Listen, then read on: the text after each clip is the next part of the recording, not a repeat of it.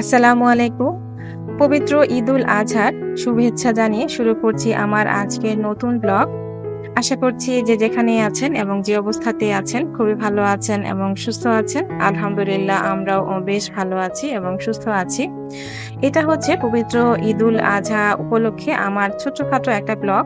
আর এই তো দেখতেই পাচ্ছেন আমরা ঈদ করতে চলে এসেছি আমাদের গ্রামের বাড়িতে এবং এটা হচ্ছে আমাদের এবারের কোরবানির গরু।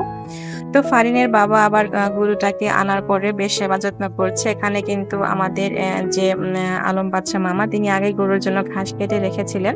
তো ফারিনের বাবা আবার সেটা গরুকে খেতে দিল। এটা হচ্ছে ঈদের দিন সকালবেলা সবাই কিন্তু নামাজ পড়তে অলরেডি বেরিয়ে গিয়েছে।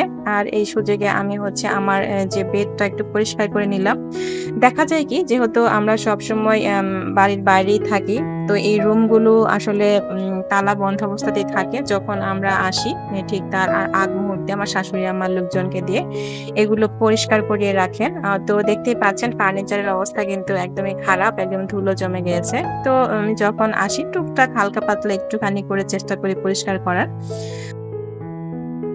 আর এটা হচ্ছে ফাইনকে আমি এখন রেডি করে দিব। তো আমি ওকে বলছিলাম যে কোন ড্রেসটা পরবে তুমি, তো ও বলছে যে রেড কালার ড্রেসটা পরবে।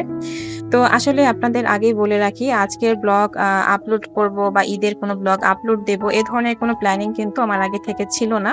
কারণ এবার হচ্ছে বাড়িতে আসার পর থেকে কিন্তু প্রচন্ড বৃষ্টি ছিল। আর আমি কিন্তু ভিডিও করার জন্য যে পূর্ব প্রস্তুতি যেমন ট্রাইপড বা রিং লাইট এই ধরনের কোনো কিছু বাড়িতে আনিনি, কারণ আমার ইচ্ছে ছিল না যে এবারে আমি ঈদের কোনো ব্লগ আপলোড দেব। তো যেহেতু আকাশ অনেকটা মেঘলা ছিল আর রুমের ভিতরটা কিন্তু অনেকটা অন্ধকার ছিল, দেখে হয়তো বা বুঝতে পারছেন।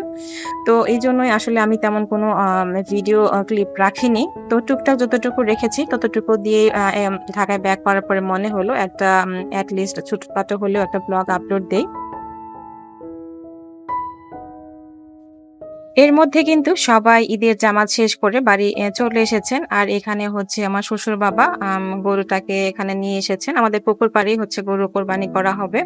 আর প্রতিবারই আমার শ্বশুর বাবাই গরু বা খাসি যেটাই কোরবানি করা হয় সেটা জবাই করেন। আর এবারে ঈদে আমাদের কোরবানির জন্য একটা গরু এবং এই বাড়িতে লালিত পালিত এই খাসিটাকে নির্ধারণ করা হয়েছে। তো আল্লাহ যেন আমাদের প্রত্যেক মুসলমানের কোরবানিকে কবুল করেন। আমিন। আর এই তো অলরেডি কিন্তু গরুটা কোরবানি করা হয়ে গিয়েছে আলহামদুলিল্লাহ। আর এখন হচ্ছে আমাদের যে বাড়ির সামনে জায়গাটা আছে এখানে এসে মাংস কাটাকাটি করা হবে। প্রতিবারই এটাই করা হয়, পুকুর পাড়ে কোরবানি করা হয় এবং এখানে ঘরের সামনে এনে কাটাকাটি করা হয়। আর এই তো এর মধ্যেও কিন্তু খাসিটাকেও কোরবানি করা হয়েছে এবং প্রাথমিক পর্যায়ে পুকুর পাড়ে এটাকে প্রসেসিং করা হচ্ছে। আর আমাদের এখানে যেহেতু আমাদের পরিবারের লোক সংখ্যা কম সেজন্যই হচ্ছে আশেপাশে অনেকেই আমাদের সহযোগিতা করার জন্য চলে এসেছেন। তাদেরকে ডাকা হয়েছে যাতে তারা একসঙ্গে কাটাকাটির কাজটা করে দিতে পারেন সবার সঙ্গে হাতে হাতে।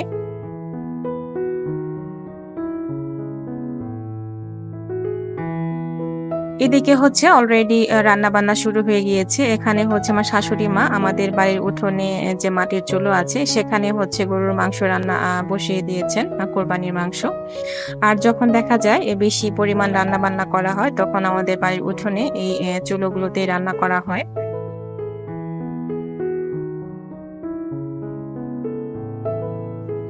আর এখানে এবারে খাসির মাংস রান্না করা হবে। তো আম্মা যখন আমি দেখি প্রতিবারই এভাবে হাতে মাখিয়ে মাংস রান্না করেন আমার কাছে দেখতে কি যে অসাধারণ লাগে।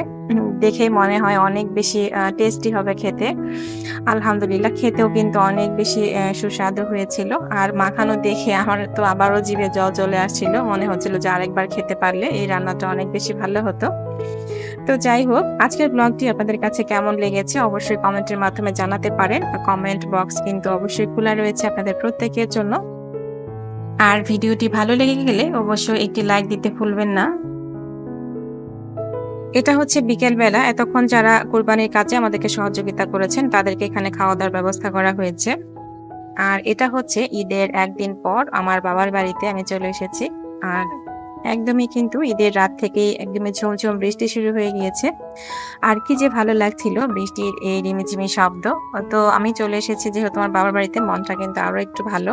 আর চারপাশে দেখতেই পাচ্ছেন পুকুরগুলো কিন্তু একদমই কানায় কানায় পরিপূর্ণ হয়ে গিয়েছে বৃষ্টির পানিতে।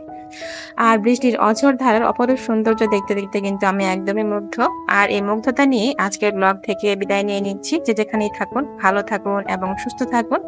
পরবর্তী ব্লগ দেখার আমন্ত্রণ রইল। আল্লাহ হাফেজ।